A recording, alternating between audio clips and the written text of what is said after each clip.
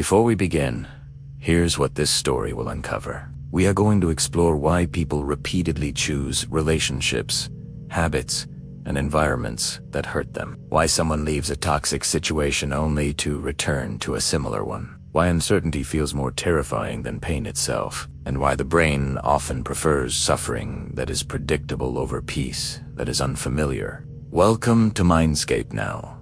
There is a quiet pattern many people live inside without realizing it. It's not that they enjoy pain. It's that they trust it. Familiar pain feels structured. It has rules. You know when the argument will start. You know how rejection feels. You know the emotional rhythm. And the mind, above all else, values predictability. The brain is not designed for happiness.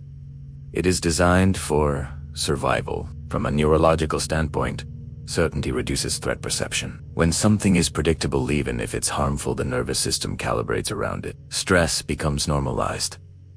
Cortisol spikes become expected. Over time, the abnormal becomes baseline. This is where attachment theory enters the frame. If someone grows up in an environment where love is inconsistent, critical, or emotionally distant, their nervous system encodes that pattern as connection.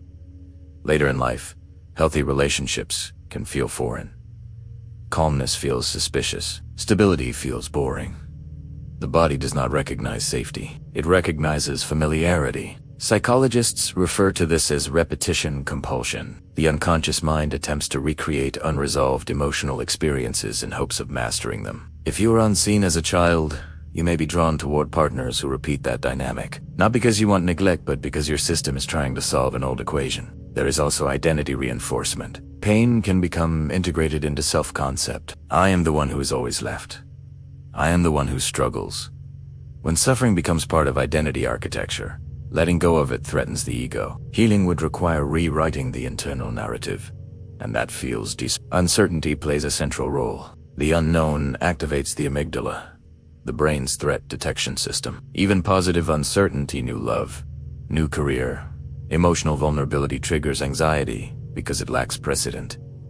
Familiar pain, by contrast, offers cognitive maps. You know the outcome. You know the disappointment. There are no surprises. Trauma bonding intensifies this cycle. When pain and relief alternate, criticism followed by affection, distance followed by intimacy. The brain releases dopamine unpredictably. Intermittent reinforcement is neurologically powerful. It creates attachment, not despite the pain, but partly because of the relief that follows it. Cultural conditioning reinforces endurance. Many are taught that struggle equals strength, that tolerating mistreatment demonstrates loyalty. Over time, discomfort becomes moralized. Leaving feels like failure. Staying feels virtuous. But here is the psychological cost. Chronic stress narrows perception. It reduces creativity, emotional regulation, and long-term planning. The system becomes optimized for coping, not thriving. Breaking the preference for familiar pain requires awareness at multiple levels. Cognitive recognition is step 1, identifying the pattern. Emotional regulation is step 2, building tolerance for unfamiliar safety. The body must learn that calm is not a prelude to chaos. This process is uncomfortable. Peace feels empty at first. Stability feels dull, but that sensation is not evidence that something is wrong. It is evidence that the nervous system is The truth is precise.